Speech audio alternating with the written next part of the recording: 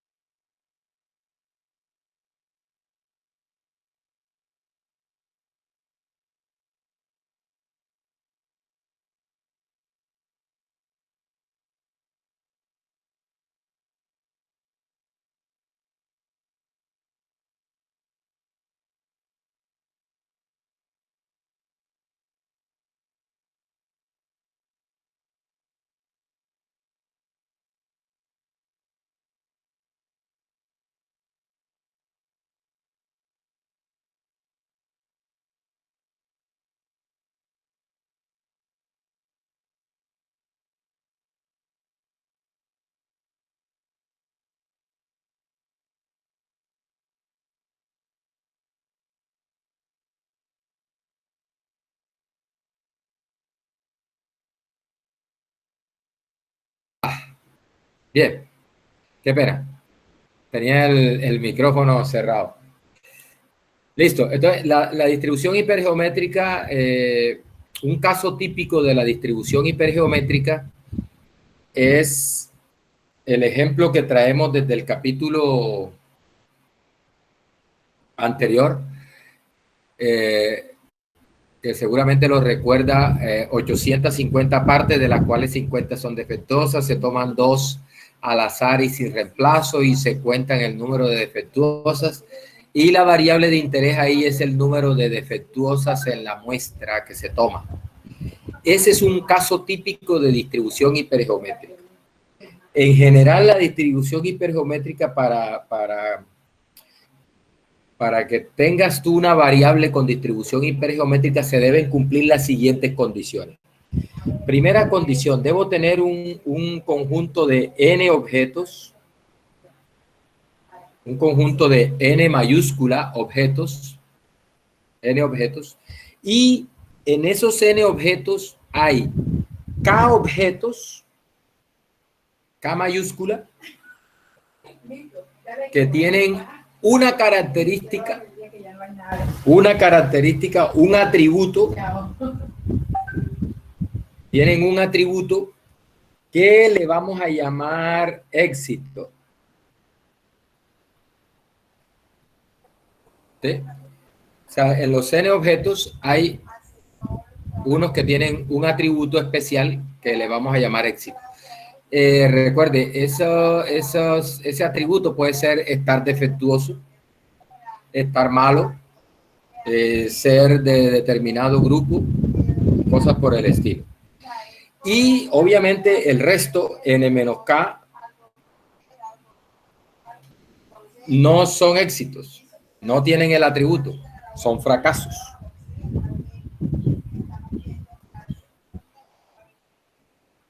¿Sí? O sea, tenemos éxitos y fracasos. Hay unos elementos con el atributo, con algún atributo especial que me interesa, ese le llamo éxito, y hay, en este caso hay K mayúscula, elementos con el atributo que a esos elementos les voy a llamar éxito, y hay n-k fracasos. La suma de esos dos me da n, que es el universo, el total. Listo. Y adicionalmente tomo una muestra al azar y sin reemplazo de esa caja o ese grupo de objetos. Es decir, aleatorizo bien, revuelvo bien y selecciono uno por uno al azar y sin reemplazo. Selecciono esos elementos. Una muestra, en este caso, de tamaño n, n minúscula. Bien. Como es natural y como eso está bien revuelto, lo más probable es que esa muestra que está representada aquí con esta elipse tenga elementos de los éxitos y también tenga elementos de los que se consideran fracasos. Por ejemplo, en el caso del ejemplo que traemos desde el capítulo 2, de las 850 partes, de las cuales 50 son defectuosas, es posible que cuando metas la mano y saques un número de elementos de esa caja, vas a tener algunos que son de los defectuosos y otros que son de los buenos. Bueno, lo que me interesa ahí registrar es la variable X, que te va a contar cuántos éxitos hay en esa muestra. ¿Cuántos éxitos hay en la muestra?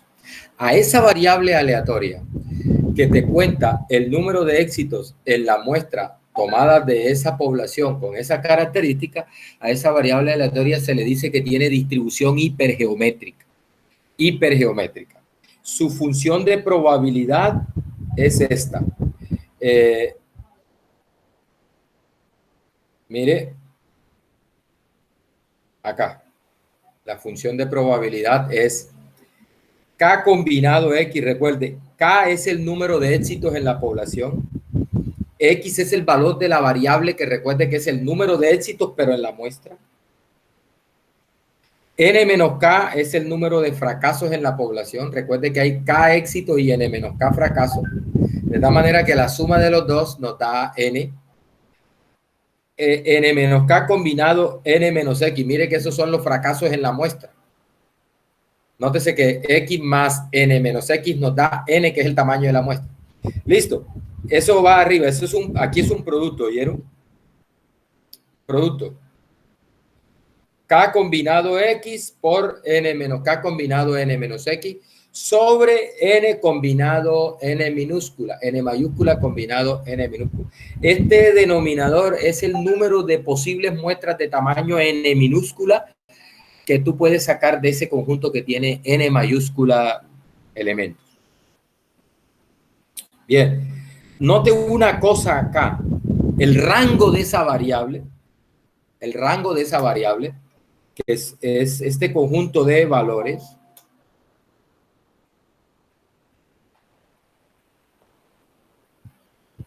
dice que va desde 0, el rango de la variable, va desde 0 hasta lo que sea más pequeño entre K y N. Recuerde, ¿qué es K? Número de éxitos en la población.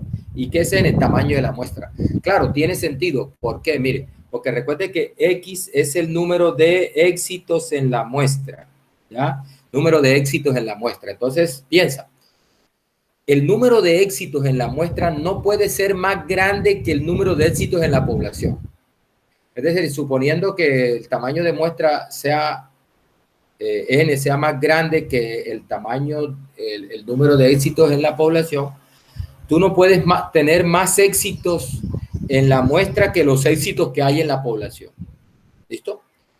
Eso por un lado. Y lo otro es que si el tamaño de muestra es N, tú no puedes tener más éxitos en la muestra que el mismo tamaño de muestra. Por eso la variable X, que es el número de éxitos en la muestra, llega, el valor máximo que ella toma es el mínimo entre el número de éxitos en la población y el tamaño de la muestra. ¿Ya? La razón es esa que acabo de explicar. Bien, entonces, nótese, tenemos K elementos con el atributo A, los cuales vamos a considerar éxitos.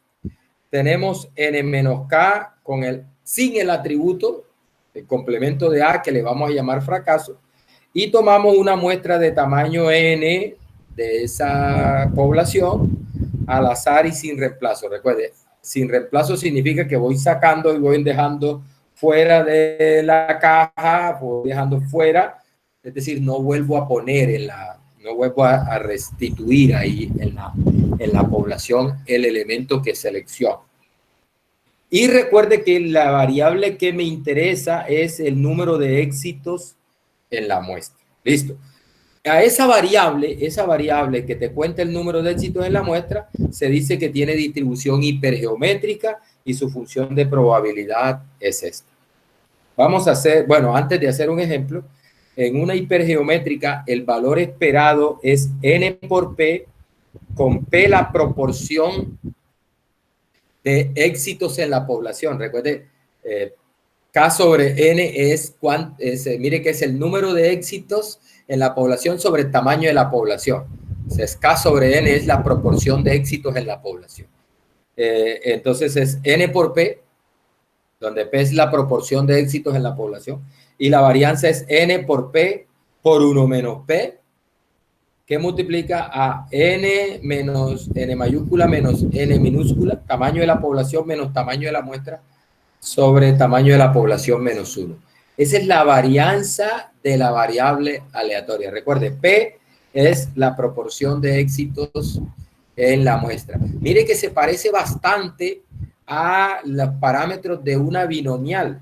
En una binomial tenemos que el valor esperado es N por P, donde P es la probabilidad de éxito en cada ensayo de Bernoulli, y la varianza es N por P por 1 menos P, con P el número de éxitos en cada ensayo tipo Bernoulli. Bueno, aquí hay un término adicional, ya que la diferencia de la binomial, pero nótese una cosa, que cuando el tamaño de la población es grande, en comparación con el tamaño de la muestra, si el tamaño de la población es grande en comparación con el tamaño de la muestra, esta parte tiende a 1. Y prácticamente esta varianza tiende a N por P por 1 menos P. Es decir, que ahí uno puede ver la hipergeométrica, en realidad es como un caso particular de la binomial, pero ojo, cuidado, que no es la binomial, porque mire, nótese que yo tengo N elementos que extraigo de la población y ahí voy a contar número de éxitos en los N elementos. O sea que mire que estoy contando número de éxitos en N ensayos de Bernoulli. ¿Por qué? Porque en la muestra cada elemento de la muestra o es un éxito o es un fracaso, o es un éxito o es un fracaso, o es un éxito o es un fracaso. Y yo estoy contando el número de éxitos en un tamaño fijo de muestra que es N. O sea que se parece bastante a la binomial, ¿no? En ensayos de Bernoulli, ¿cierto? Y estoy interesado en el número de ensayos, el número de éxitos en esos ensayos. Sería el número de éxitos en la muestra. Entonces la pregunta es, ay, ¿por qué no es binomial? Bueno, porque no se cumplen las otras dos condiciones. Son ensayos tipo Bernoulli, sí, y estoy interesado en el número de éxitos, sí, ahí van dos cosas de la binomial, pero la probabilidad de éxito no se mantiene constante, porque nótese que a medida que tú vas sacando de la caja o de la población, a medida que vas sacando, la probabilidad de éxito o fracaso va cambiando, porque el número de elementos en la población va cambiando. Y otra cosa que no se cumple es la independencia de los eventos, de los experimentos de Bernoulli, porque a medida que voy sacando lo que saqué en la primera sacada, si fue éxito o fue fracaso, eso me afecta la probabilidad de éxito o de fracaso en la siguiente sacada. O sea que no se cumple que la probabilidad de éxito se mantenga constante, y tampoco se cumple que la probabilidad de que los ensayos sean independientes. Entonces, eso es la diferencia de la binomial, pero nótese que es bastante parecido. Ahora, lo que les decía es, cuando el tamaño de la población es bastante grande en comparación con el tamaño de la muestra, esas variaciones de las probabilidades de éxito son pequeñas y uno puede aproximar esas probabilidades que son hipergeométricas bajo esas condiciones, bajo ciertas condiciones, uno las puede aproximar por una binomial. Es bastante parecida a la binomial. Bien, vamos a mirar un ejemplo. Dice que un lote de piezas contiene 100 de un proveedor local de tuberías y 200 de un proveedor de otro estado. Entonces, miren, lo que tenemos acá es esto, vean. Lo que tenemos acá es esto. Tengo un lote, dice que tiene 100 o sea, en total aquí tengo 300. Tengo 100 que son de un proveedor local y tengo 200 que son de un proveedor de otro estado. Dice, si se eligen 4 piezas al azar y sin reemplazo, es decir, meto la mano en ese lote y tomo una muestra de tamaño n igual 4. Ya, dice, ¿cuál es la probabilidad de que todas provengan del proveedor local? Es decir, que de este proveedor local, recuerden, estas 100 son del proveedor local. Voy a sacar 4. Entonces, la pregunta es, ¿cuál es la probabilidad de que el número de piezas que saquen la muestra del proveedor local sea 0? Y obviamente el del proveedor de otro estado sea, las 4 sean del proveedor del proveedor de otro estado. Listo. Mire que ahí está la hipergeométrica. Aquí en este caso, ser del proveedor local es lo que voy a llamar éxito, o sea, la característica de interés, porque, y eso me lo dice la pregunta que me están haciendo, ¿cuál es la probabilidad de que provengan del proveedor local? Esto te da la clave. Se fue la transmisión.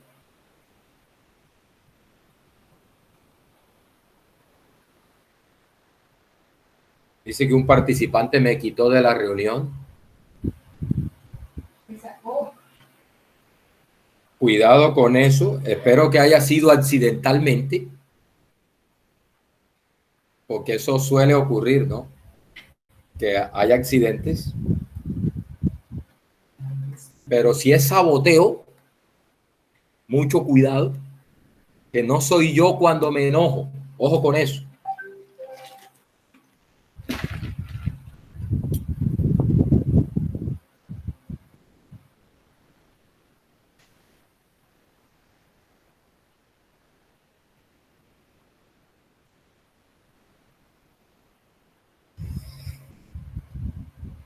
Bien.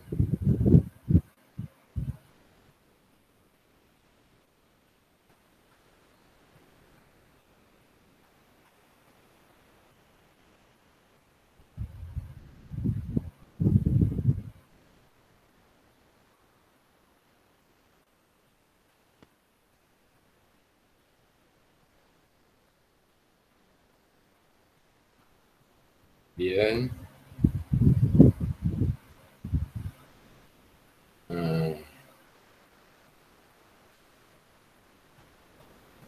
Vamos a presentar.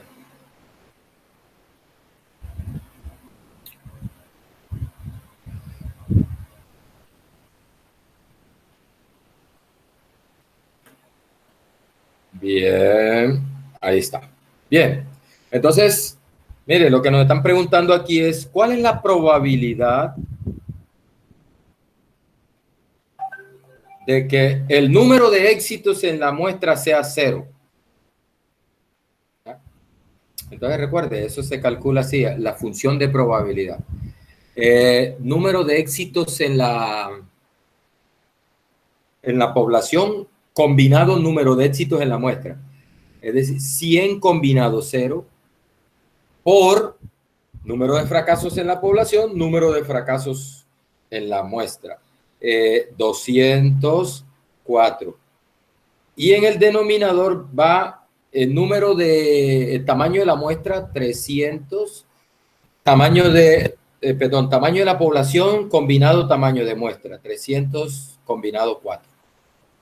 Bien, eso es, ahí, esa es la probabilidad puntual. Se hace esa cuenta, ya lo hacemos. Vamos a hacerlo, mire. Vamos a ver si por aquí tengo.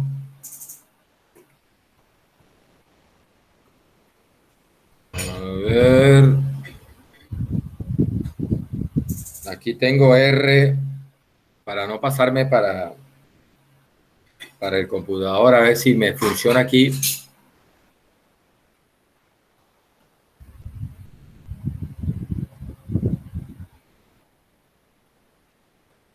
Para calcular esto con R.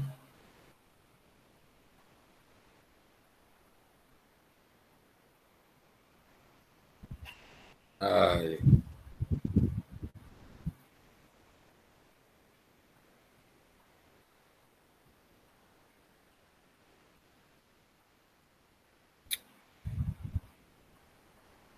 Se me salió esto de aquí.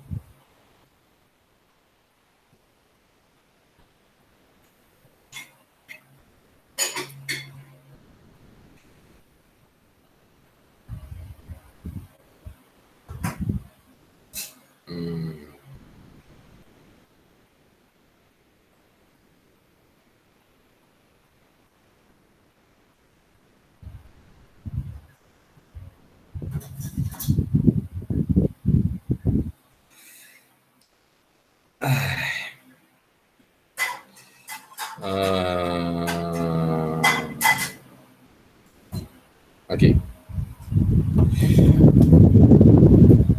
Bien, mientras esto carga aquí, acá tengo la solución. Mire, ahí está. Esa es la solución, da 0.0119.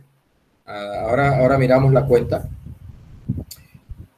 Y bueno, aquí les voy explicando cómo se calcula con R. Mire, la función para calcular probabilidades puntuales en el caso de la hipergeométrica es D hiper para puntuales y P hiper para probabilidades acumuladas.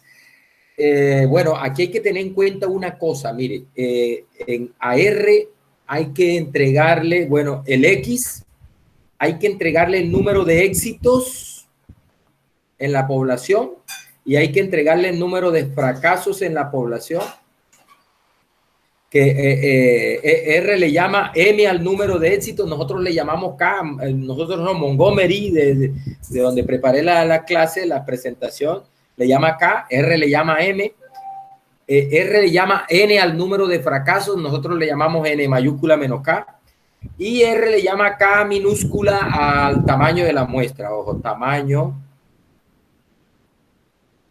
de muestra.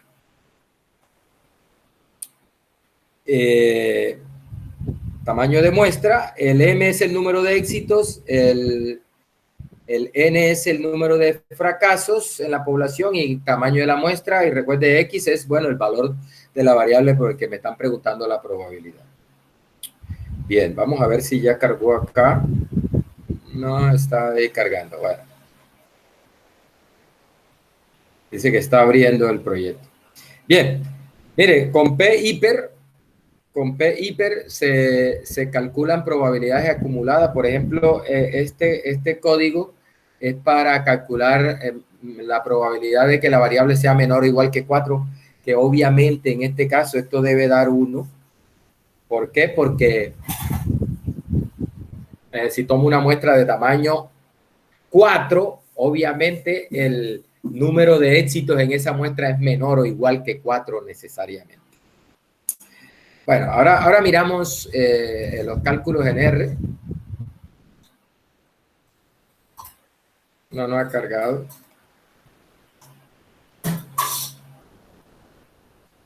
Ahora miramos los cálculos en R. Bueno, distribución de Poisson.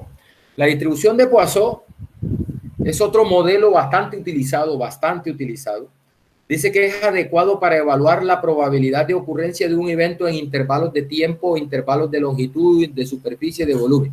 Ojo, la clave con la distribución de Poisson es que siempre hay una unidad que puede ser tiempo.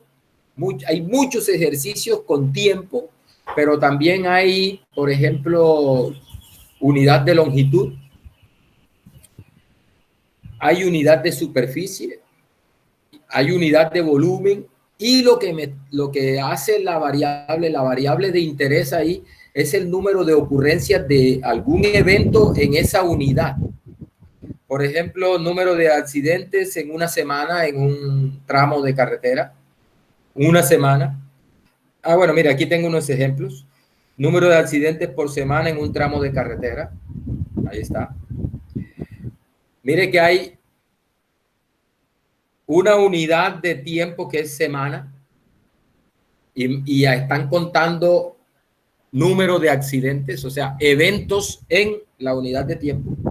Dice número de baches en cada 100 kilómetros lineales. Nótese que aquí hay una unidad, en este caso de longitud, que es kilómetros lineales de carretera, y están contando algo ahí en esa unidad, que es, en este caso, el número de baches, de huecos. número de solicitudes de atención de urgencia en una clínica en un día. Nótese que hay una unidad de tiempo aquí, que es un día, y me están contando cuántas solicitudes de atención de urgencia tiene la clínica en un día. Listo. Esa variable aleatoria que te cuenta el número de eventos por unidad de tiempo, de superficie,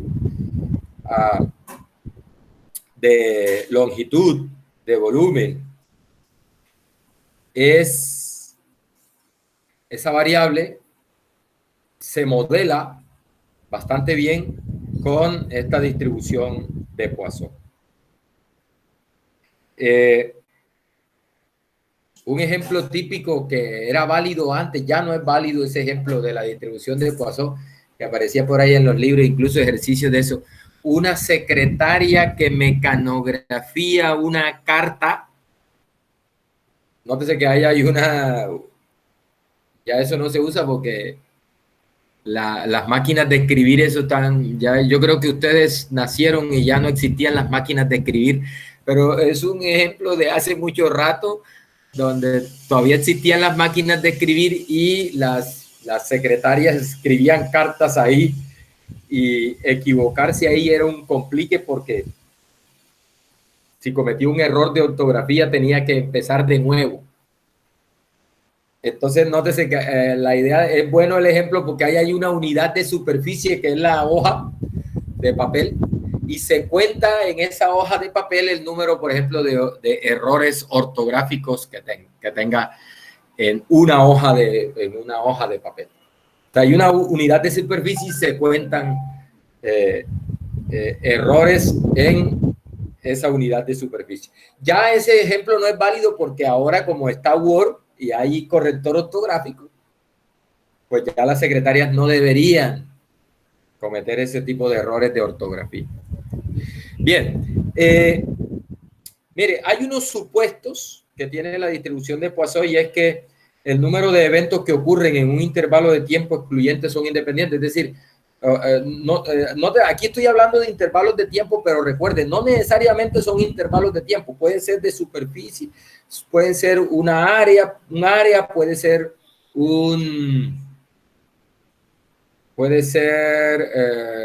una unidad de longitud, puede ser una unidad de volumen. La idea es que si tienes dos intervalos que son excluyentes, entonces los eventos que ocurren ahí son independientes. O sea, lo que ocurre en un intervalo que es excluyente de otro intervalo es independiente de los demás intervalos, ¿ya? Ese es el primer supuesto. Otro supuesto es que cuando tengo intervalos de tiempo suficientemente pequeños, entonces la probabilidad de ocurrencia de un evento en ese intervalo es proporcional a la longitud del intervalo. Es decir, entre más grande es el intervalo, más grande es la probabilidad de que ocurra el evento en ese intervalo.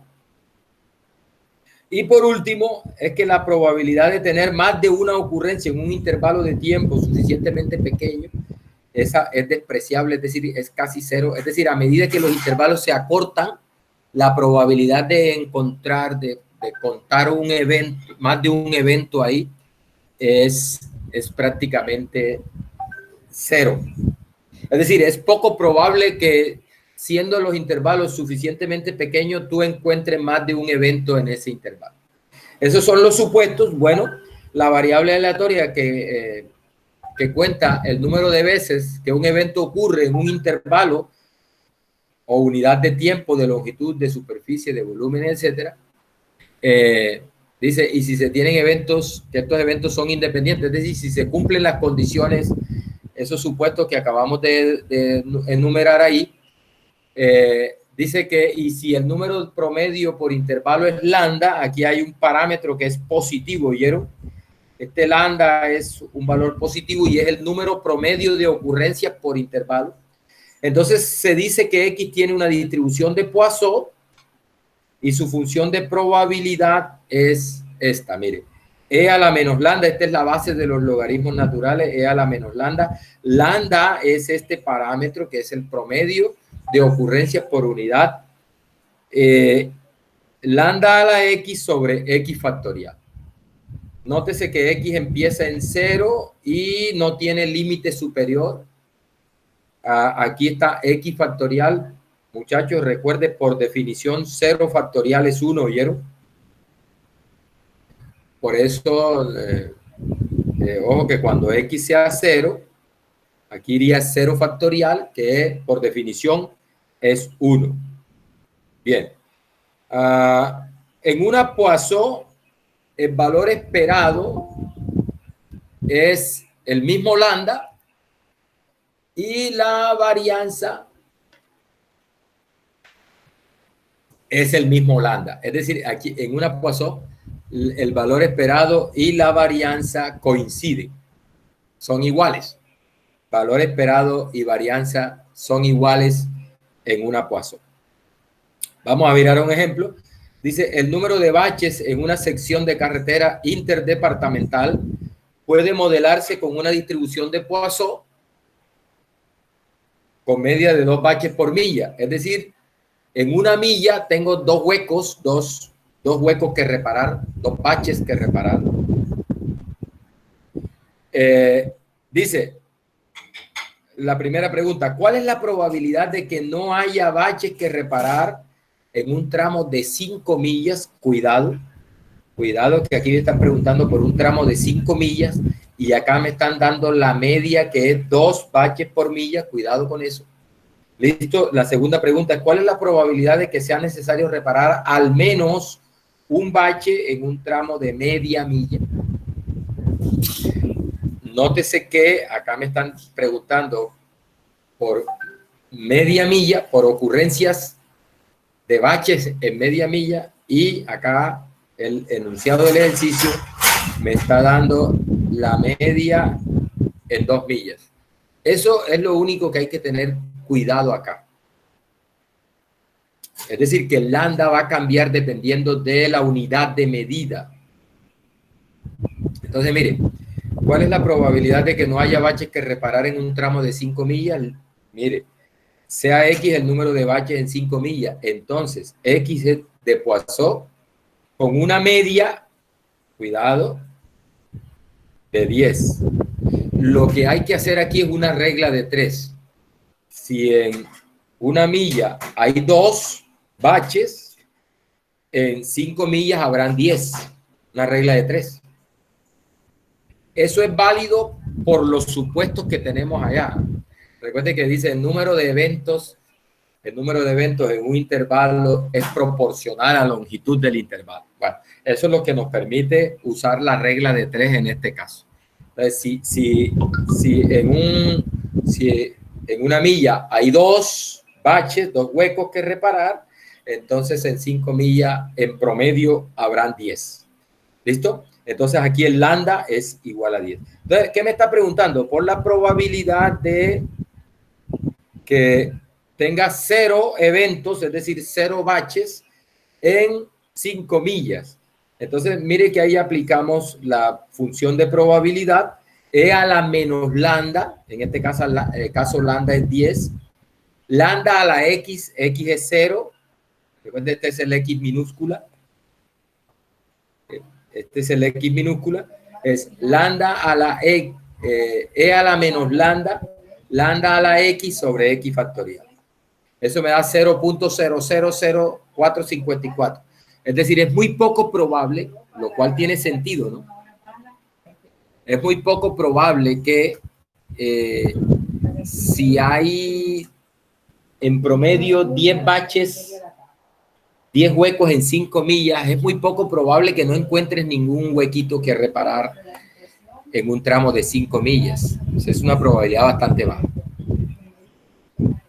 Si en realidad el promedio es 10 millas, es muy raro que no tengas que reparar, si en realidad el promedio es de 10 huecos en cada 5 millas, es muy poco probable que no encuentres ningún huequito que reparar en un tramo de 5 millas. ¿Cuál es la probabilidad de que sea necesario reparar al menos un bache en un tramo de media milla?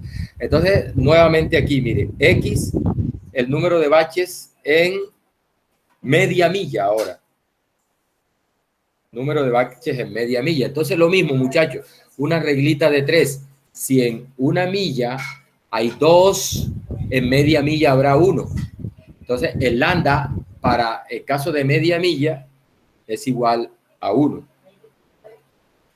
Una regla de 3. Listo, entonces, aquí, miren, me están preguntando por la probabilidad de que sea necesario reparar más de un hueco que reparar. Entonces, mire, cuidado aquí.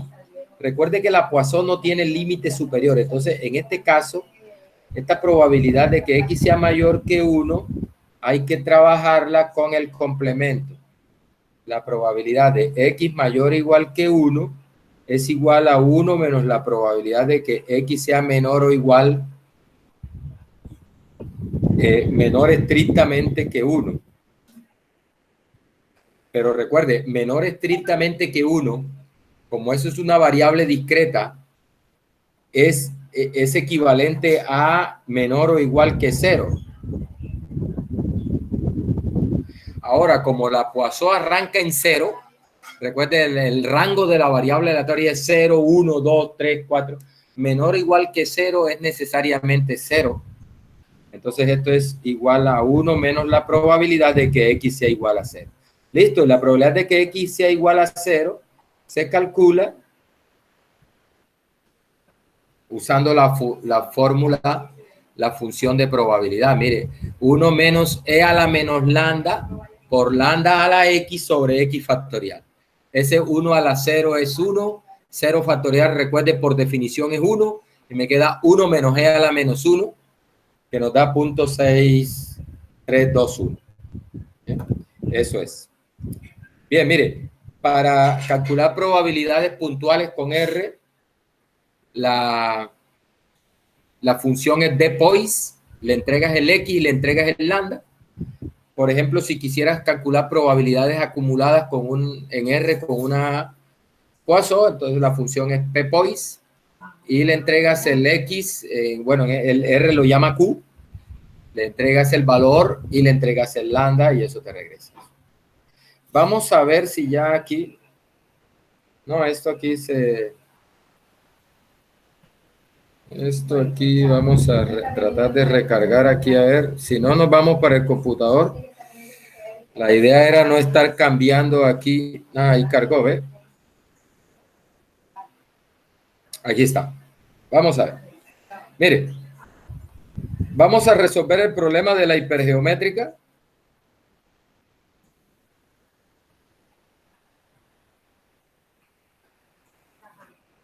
Esto no quiere colaborar hoy.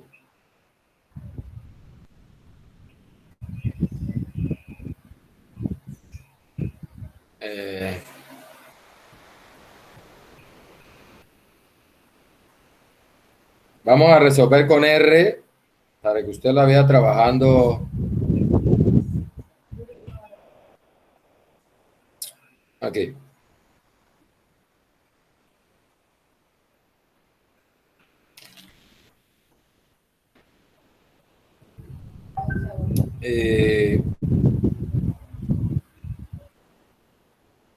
Mire, uno le dice D hiper, mire que dice, le entregas el X, que es 0, coma, le entregas el M, que es el número de éxitos en la población, para este ejemplo 100, y le entregas el N, que es el número de fracasos en la población, que es 200, coma, y le entregas el tamaño de la muestra, que es 4, y mandas eso. Es que le mandé dos Ds, es una sola D, D hiper, D hiper, D hiper. 0,100, 200, y el tamaño de la muestra es 4. Listo. Punto 19.55. Éxitos. Si es la misma respuesta que tengo ya.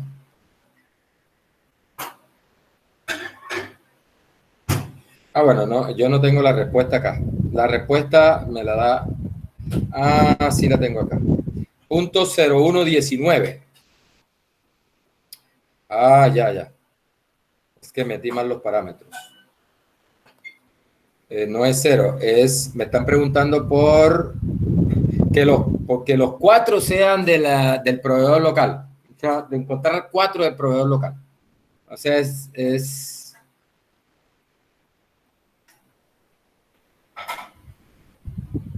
aquí, en lugar de 0 hay que colocar 4. No sé cómo regresar. No sé cómo regresar al comando.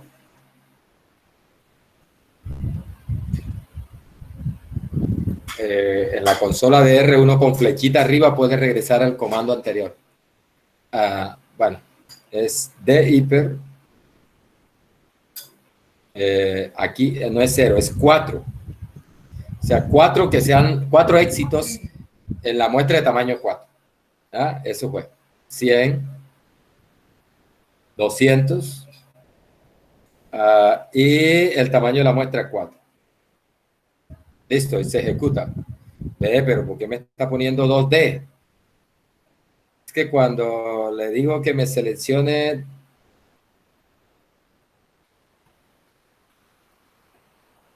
cuando le digo que me complete, me deja la D que ya yo he puesto.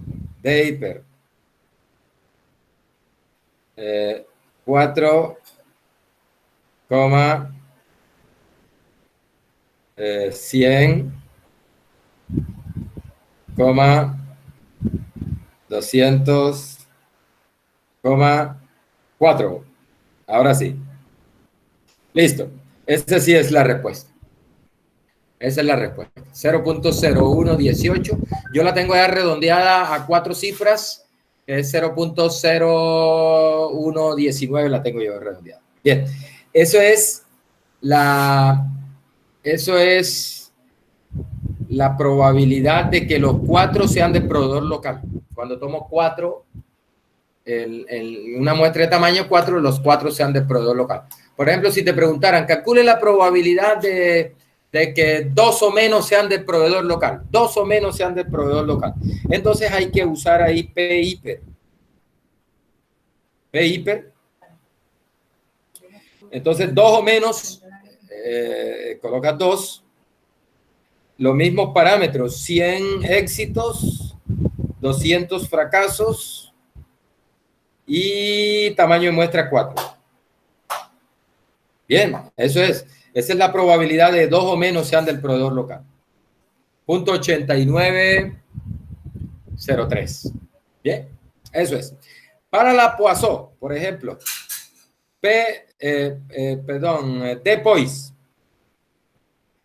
Depois, está mal escrito. Depois. Aquí, abro paréntesis, le entrego el X. Por ejemplo, ya me están preguntando, ¿cuál es la probabilidad de que ninguno sea, que no haya ningún huequito que reparar? Que no haya ningún huequito que reparar. Es decir, cero eventos en un tramo de 5 millas. Es decir, que el lambda es 10. 10. Ahí estoy calculando la probabilidad de que una Poisson con lambda igual 10 sea 0.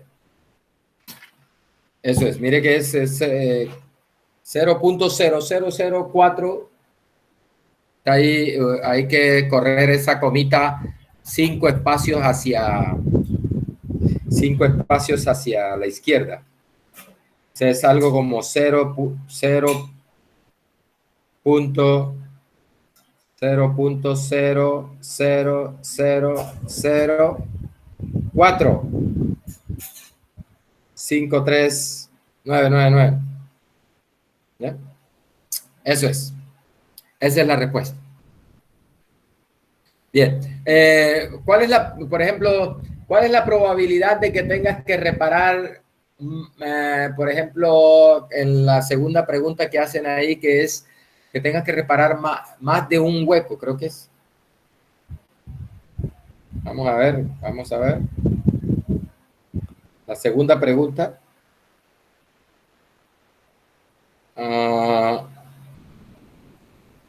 De mayor o igual que 1. Mayor o igual que 1.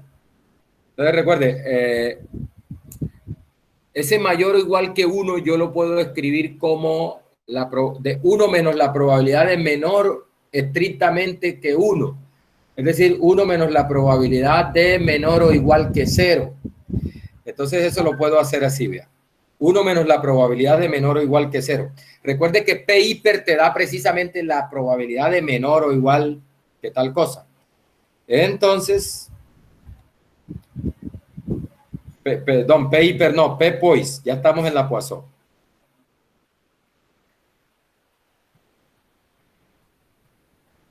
Un momentico aquí.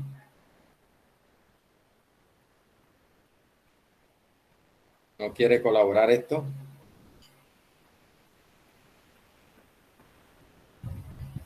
Está todo trabado.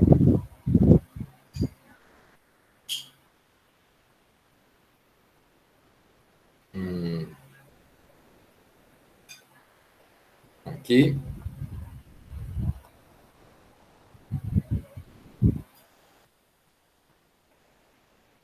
A ver si lo logro ampliar aquí. Entonces aquí sería P 1 menos P pois. P pois. Le entrego el valor, en este caso 0. Eso te da la probabilidad de que X sea menor o igual que 0 cuando X es una Poisson con un lambda igual a 10. Y le digo, no, en este caso para este ejercicio dice que es más de 1 en media milla, o sea que el lambda es igual a, como es en media milla, hay 2 por milla, es 1. Entonces el lambda es igual a 1. 1 menos P pois en 1. Esa es la respuesta. Bien, eso es. Bien, muchachos, hasta ahí entonces estas distribuciones discretas. No sé si alguien, por ejemplo, quiere que examinemos, si alguien quiere que examinemos el taller, es el momento para que si alguien, no sé, tendría que mirar el problema, a ver, no sé, nunca he visto un problema de eso que se oye como poético, ¿no? Si tienes algún problema por ahí que hable de estrellas y que haya posiblemente, sí, posiblemente alguna aplicación.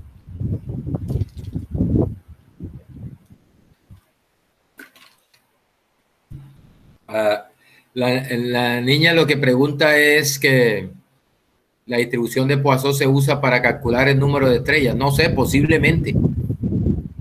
Posiblemente. Recuerde que si hay una unidad de superficie que podría ser un sector en el espacio, el espacio sideral de cierta longitud, y si sabemos que en promedio hay tantas por ejemplo, por años luz al cuadrado, por decir algo, entonces podríamos usar la distribución de Poisson para calcular probabilidad de que en tal sector hayan tantas estrellas o más. Podría ser. Sí, seguramente. No sé, entonces si no hay más, si alguien quiere que le mire su taller,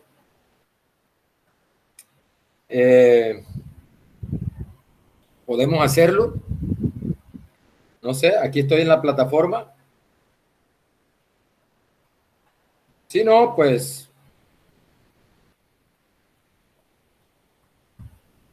eh, si no, pues nos vamos a almorzar.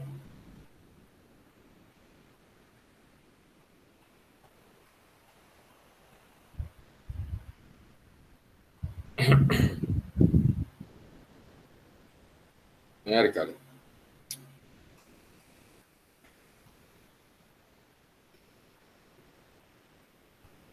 Bien, ninguno tiene ninguna duda con respecto al taller. Entonces, vamos a almorzar, es la una, a la 1:30 nos vemos y empiezo el capítulo 4 del libro, del texto. Variables aleatorias continuas. Listo, nos vemos en media hora.